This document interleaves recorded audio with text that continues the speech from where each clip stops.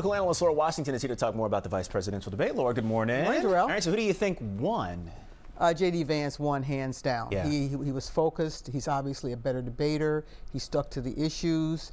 He actually softened his sort of personality a little bit too, so he didn't come off as combative.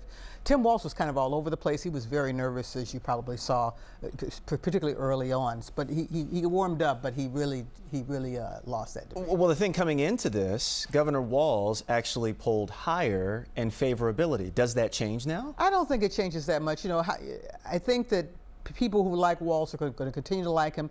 He's got that folksy football coach mannerisms out on the campaign trail. So I don't think it's going to make that much difference. Any new or notable changes on the issues? Well, you know, it was interesting that J.D. Vance talked about reproductive choice, and he didn't take a hard line on it. He talked about how the Republicans and Donald Trump need to do a better job of building trust with women voters, and that they need to work on that. That was a very reasonable, moderate position to take that I haven't seen him take before.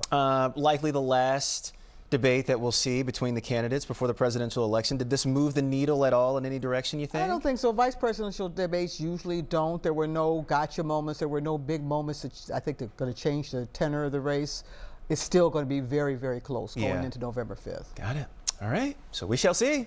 Can't Laura wait. Washington, this is when it gets interesting. Good to see you, Laura. You too. Appreciate it. Thank you so much. Watch breaking news on YouTube. Subscribe to ABC7 Chicago Eyewitness News.